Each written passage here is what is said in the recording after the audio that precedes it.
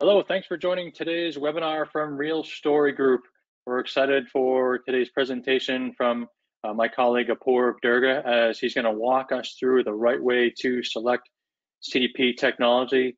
This is certainly one of the hottest, if not the hottest, research area that we cover as part of our evaluations, and we're talking to our customers on a daily basis about CDP technology. So we're excited to share some of the latest trends and findings with you, and really how we would recommend selecting a vendor in this particular space. Well, we will have some time at the end for questions, so if you do have questions at any point, enter those in to the questions tab and then go to webinar control panel. And then those who are subscribers, thank you for your business. You certainly are the backbone of our business, obviously, and you'll be able to access a recording of today's presentation in your subscriber library, and then we will send the slides out to all of our attendees here. We certainly really appreciate all of you taking some time out of your day to join us for this presentation. I do see a number of new names on the list, so thanks for coming today. Just a little bit about Real Story Group. We've been going at this now for over 20 years and really got our start from our founder, Tony Byrne, in the vein of a Consumer Reports, where within the research that we publish, we never work for or advise the vendors that we cover in any way. Our primary focus and our only focus is on technology users and buyers and helping you find the right solution for your particular needs. So we never speak at vendor conferences or write white papers for them in any way, shape, or form. We are just focused on our customers and getting them to make the right technology choices. In terms of the areas we cover, certainly CDP is what we're going to focus on today, and that's the orange line here on our famous or perhaps infamous vendor map. However, we do cover about 9 other different research areas as well, such as web content management, marketing automation, etc. So folks will sometimes subscribe to one research area or even all of the research areas that we cover, and even join the STAC Leadership Council that we'll talk about towards the end of the presentation, where you have access to all of our research, but you also have access to a peer network of MarTech STAC decision makers throughout the world. So we'll hit on that a little bit later in the presentation, but for now, I'm going to turn things over to Apoorv to take us through today's slide deck. Apoorv.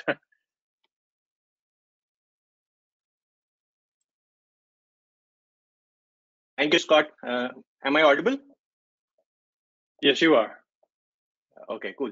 So thanks again. So this is what we will cover today. In the next few slides, we will talk about how CDPs are evolving and what are some of the new architectures or patterns in the way that CDPs have evolved. And then we will talk about the CDP marketplace, what are some of the key vendors, some key categorizations of vendors, and how to select the right product for your needs. Please feel free to ask your questions via the Q&A window, and we will get to them in the end.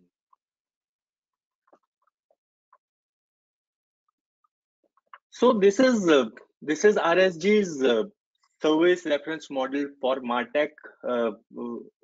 This is first we'll look at how traditionally stacks have been built.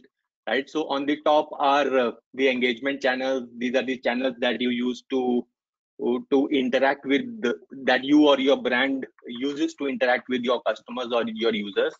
And then there are some interaction and delivery environments, such as your storefronts or your websites. And then there are the engagement services and content services, right? So content and engagement services. Now, a lot of you will have similar stacks. Of course, the exact boxes will vary, but the idea will be similar. Now, traditionally, each of these stacks have had their own content, data, rules, planning, and analytics, right? And each of them have their own, right? So essentially, this has led to creation of several silos, each operating on its own.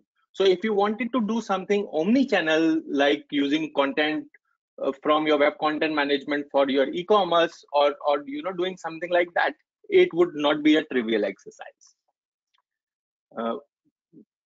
However, the modern stacks, as this slide shows, address this issue by abstracting those content, data, and rules in a separate layer of its own that we call foundation services here, right? So this essentially allows you to abstract your content, data, and rules away from channel specific products, and therefore allowing you to work better in an omni-channel world.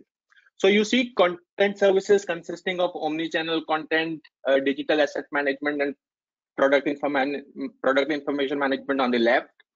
Then you have customer data management and activation in the middle.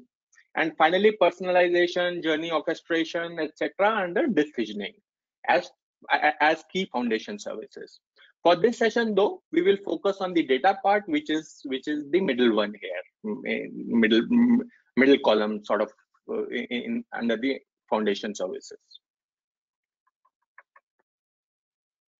Now, this slide is really an expanded view of the customer data layer, or the middle column that we saw in the previous slide. So essentially, in our traditional CDP model, you ingest data from scores of first party, zero party, second and third party data sources.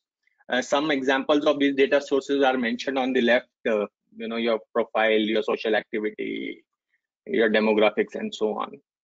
And then you apply several data management aspects to this ingested data.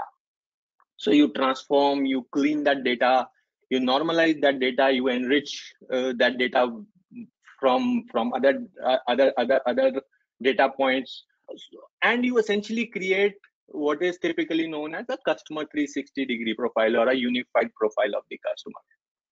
So once you have this clean profile of your users, you then do what is commonly known as activation. So you activate that data for your downstream marketing activities. So you can segment that data, you can do calculations such as LTVs or spends or other factors, and then you activate those segments, meaning you use those profiles of data or cohorts of data for your personalization, for running your campaigns, doing advertising, or running analytics. Now, early CDPs wanted to or claimed to do most of these tasks mentioned in the middle box, which is called customer data platform services here. So most CDPs would want to do all of these activities or all of these tasks. But as the industry matured, we are now seeing this new model emerging in which there are two distinct categories or sets of services. And these are customer data management in blue and customer data activation, which is in orange. Now, a lot of organizations that we have worked with have an existing data fabric or an existing data system, existing ecosystem of tools such as a data warehouse, data lake, MDM, etc. And they're saying, look, we already have these products where we are doing these tasks.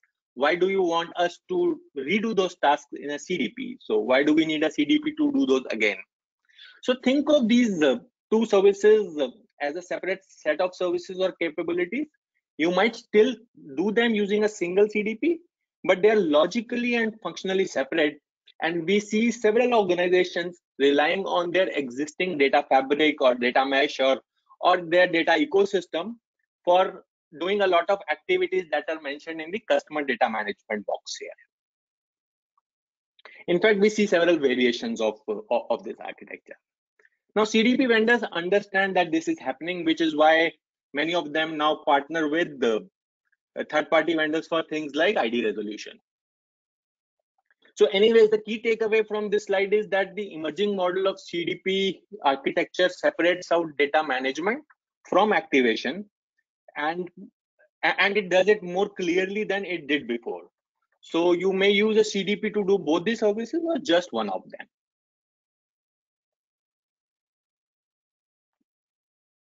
And therefore, before selecting a CDP, it is important to figure out what the CDP can or should do for you, right? So this is our service model for customer data. This is similar to what we've seen in the previous slide, but slightly an expanded version with the capabilities clearly marked out. So first you see the dark blue box or a gray box called core data services. You essentially this is where you essentially obtain data from various online and offline data sources. You clean that data, aggregate that data, process and do and so on and so forth. Then you have the light blue box, which is customer data hub. So you take all of that data, do profile unification, ID resolution, data enrichment, governance, consent management, reporting, etc. The next stage is in orange, which is where you use all this cleaned up data for doing your segmentation, for triggering events, for creating models, for the activation. And then you have the final stage, which is in purple, which is really the last mile. So essentially, this is where you engage with your customers via e-commerce or via email, web, mobile, chat, or what have you. Now, in larger or complex enterprises, the first two phases here, which is dark blue and light blue, or gray and light blue, typically are part of a broader enterprise data fabric or data mesh. Now, a typical enterprise already possesses, data management tooling such as ETL tools or data warehouses, data lakes, etc., for doing a lot of these things. And so enterprise IT and data ops become very important stakeholders in the first two stages. In the later two stages, though, you see considerable higher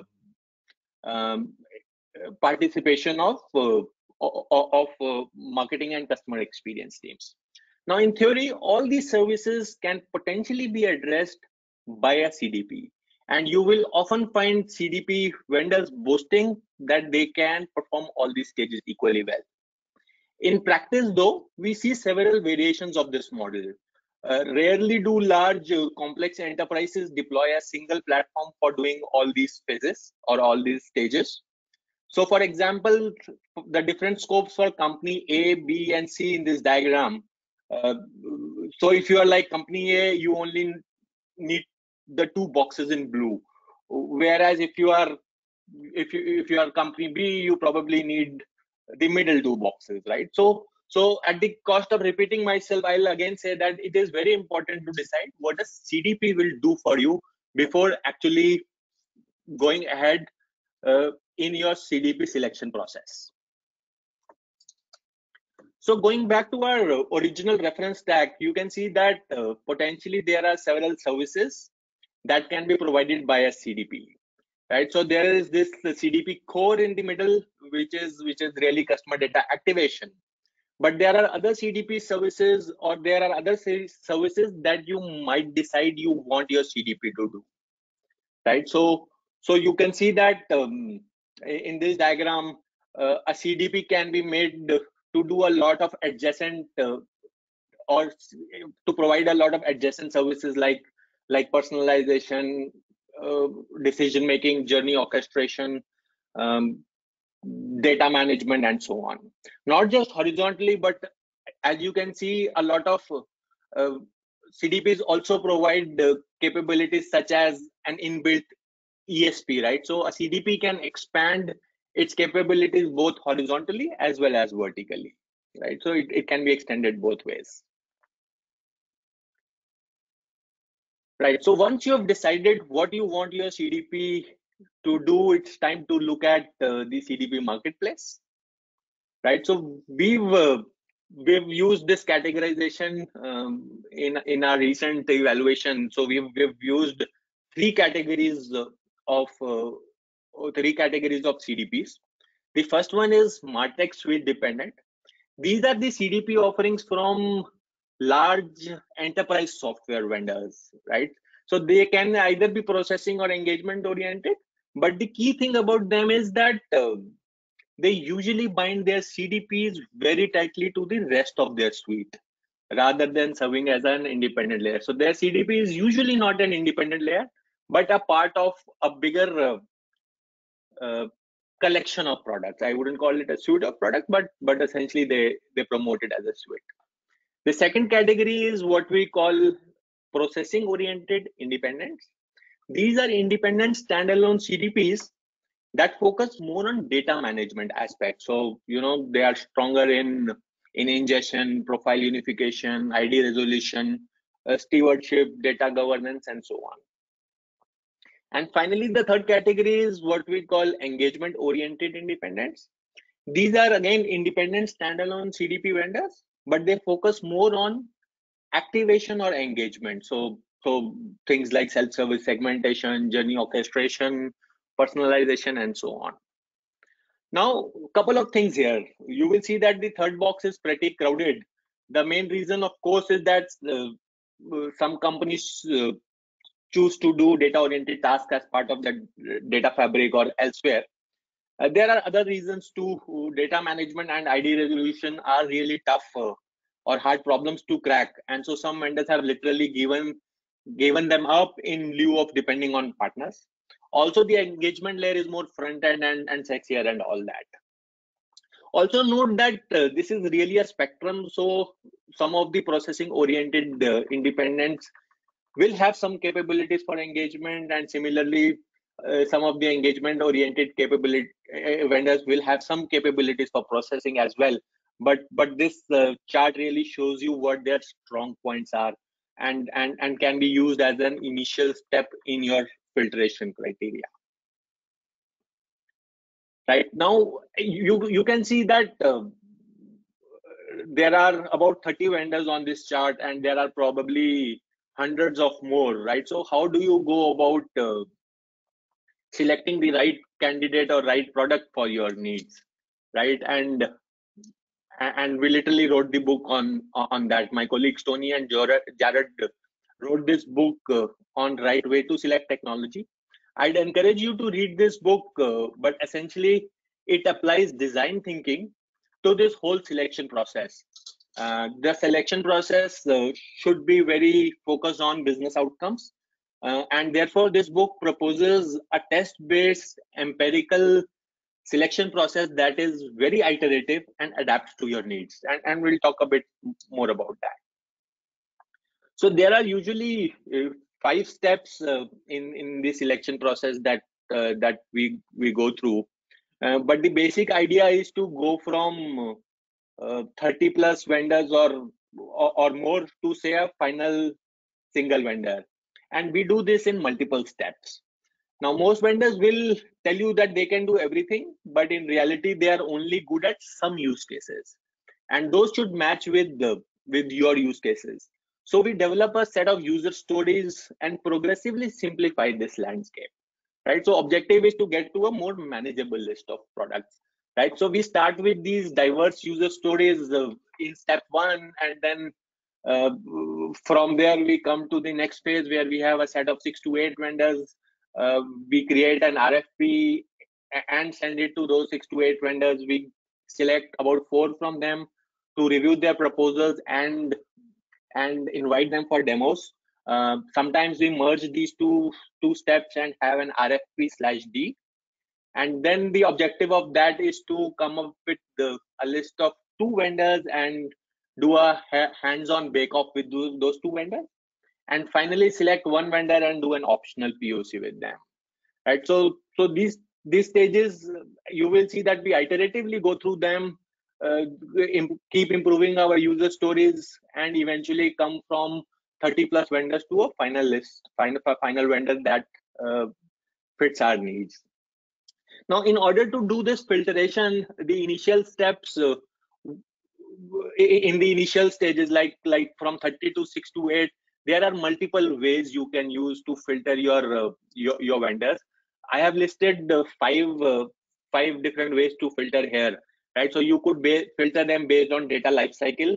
So we initially discussed how some vendors are stronger at data management versus some vendors that are stronger at activation. So that's one way of filtering your vendors.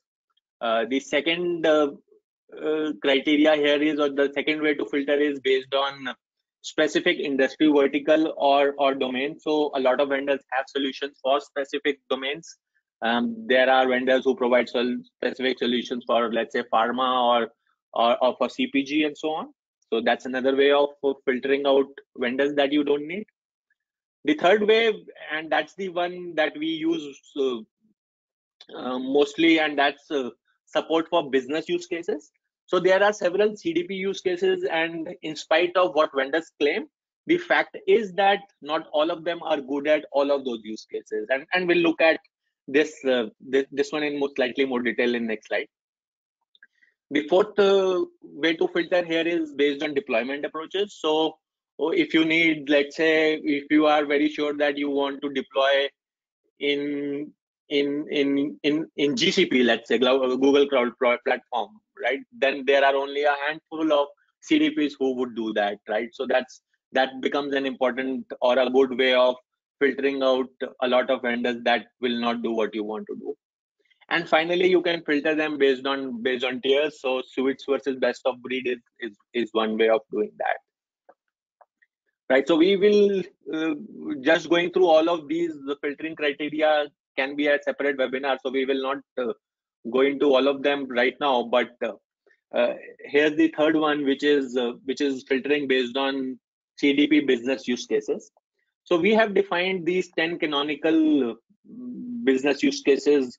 We call them scenarios, right? So advanced customer data management products that are good at that provide strong capabilities for example, for ID resolution, for data quality management, and things like that. So there are these 10 scenarios, and often we have seen that your own use cases are mostly some combination of these.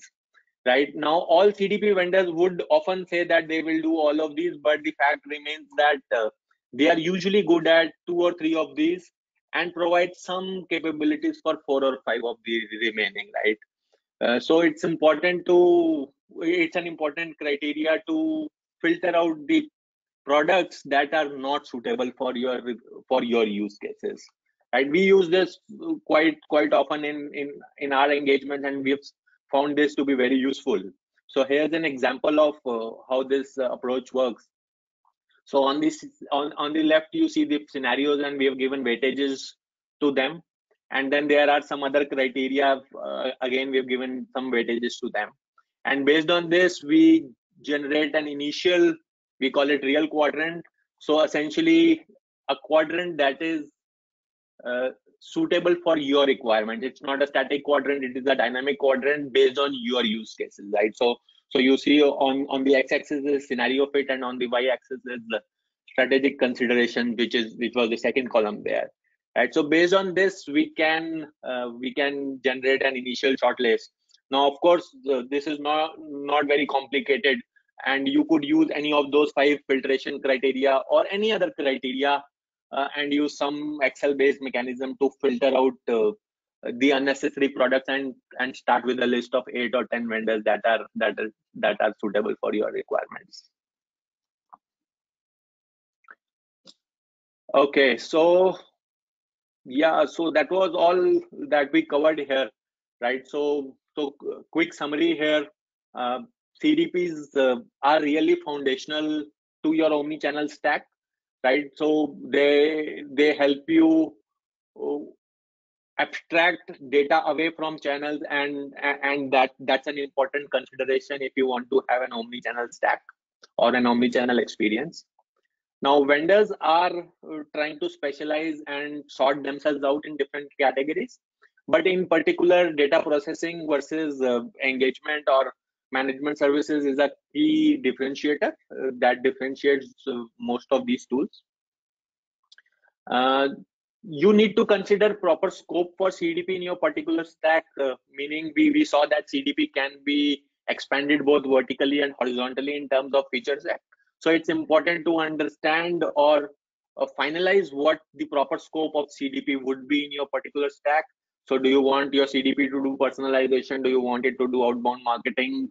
Or you just want to do it, use it for data management? So those are some of the considerations that you need to figure out. Fourth point is about avoiding about the need to avoid unifying customer record in a single departmental silo. So often we see that that organizations try to create a single unify the customer record in a CDP which is used only by marketing. But the fact is that a unified customer record is often required for other use cases also. So it's So it's important to not think of a unified customer record as just a marketing artifact or a marketing silo. Finally, when you are selecting products or tools for your needs, you should employ an agile oriented selection process, right? A process like we discussed, essentially using some sort of business scenarios as your prime criteria to filter out, and then using those scenarios to evaluate those products again. Of course, we can help RSG, our research and advisory can help you take the right decisions. And there are multiple ways that we can help you with. I will invite Scott to explain these different ones. Meanwhile, I will have a look at the questions. Excellent. Thanks, Apoorv. And yes, we just reiterate that if you do have questions, you can enter those into the questions tab in the GoToWebinar control panel, and we can get to those shortly. As Apoorv mentioned, there's a number of ways in which you can engage with us. If you're in the process of starting an evaluation of CDP vendors, you're welcome to subscribe to our research where we evaluate about 30 different products and use our tools such as the Real Quadrant shortlist generator that Apoorv showed you, where you actually enter in your key use cases, and the output will be a short list of the vendors that best meet your needs based on those use cases. And then we provide advisory services on top of that to help validate that short list and then help you get to the right solution through the demo process. So that's certainly one way you can engage with us. Another way is when folks are starting to think more holistically about their MarTech stack, and it's covering a number of different areas that you see here on the map. You can actually take advantage of our Stack Advisory services where you subscribe to all of our research. You get a bucket of about 20 advisory hours with Apoorv and the rest of our analysts throughout the year. So you can have those key discussions when you're making those strategic decisions around your MarTech stack. And then a number of those folks are part of our Stack Leadership Council, which we're really excited to be meeting together again in person next month at one of our council members, which is Anheuser-Busch out in St. Louis. And so this is a group of marketing, technology, and operations leaders who get together once per quarter, either virtually or in person, to discuss some of the key challenges that they're going through, their experiences with the different vendors that you see listed here, what's working and what's not working, and really getting an opportunity to learn from each other and then network with each other during those meetings, and then stay in touch after the meetings as well. So as you're continuing to go through these processes, the conversations don't end at just those meetings. So if you're interested in learning more about the Stack Leadership Council or any other offerings that we have, you can just send us a quick email to explore@realstorygroup.com.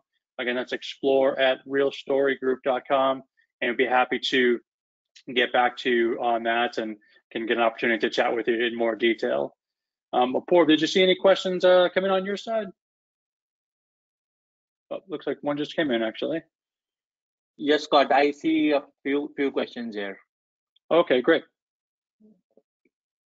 Yeah, so the first question is actually multiple times, why is product X or product Y or product Z not on your graphic, right? So the answer is that we evaluate products that our customers ask us to.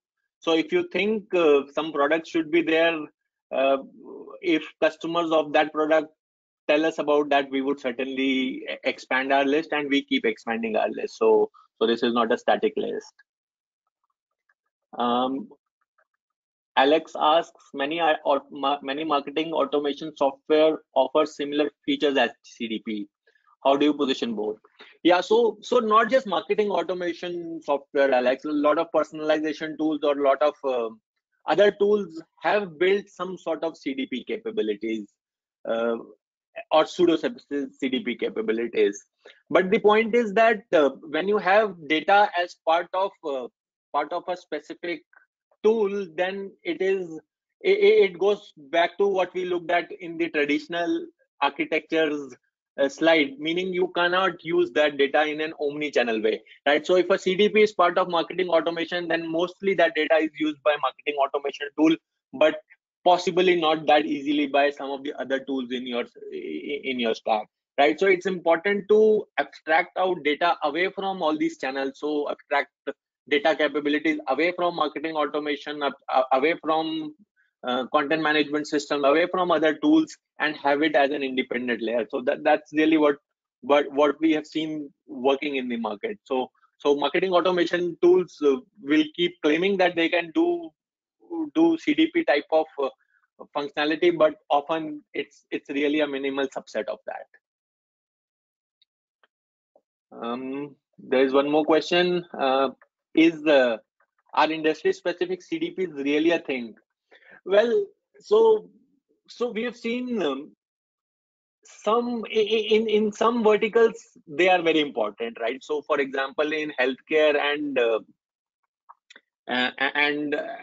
healthcare and pharmacy and other regulated industries, if you have a data model that is specific to that industry, it often helps you start much more quickly or get up and running much more quickly, right? Often CDPs are usually horizontal, but a lot of them do provide industry specific solutions. And if that industry solution works for your industry and for your needs, it can often be a good kickstarter.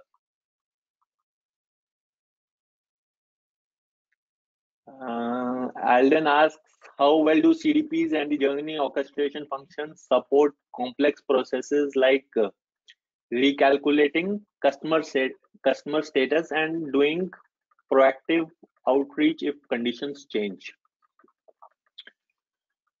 Well, so if you look at this chart, you will see that there is a customer data platform line here, and there is a dedicated journey orchestration engine line here as well, right? So a lot of CDPs have now started building some of those journey orchestration capabilities. We call them light journey orchestration capabilities. So they are starting to improve and starting to provide some of those capabilities. But if you really need sophisticated capabilities for journey orchestration, I think it might make sense to look at some of the dedicated journey orchestration engines or Joe products that specialize in that area.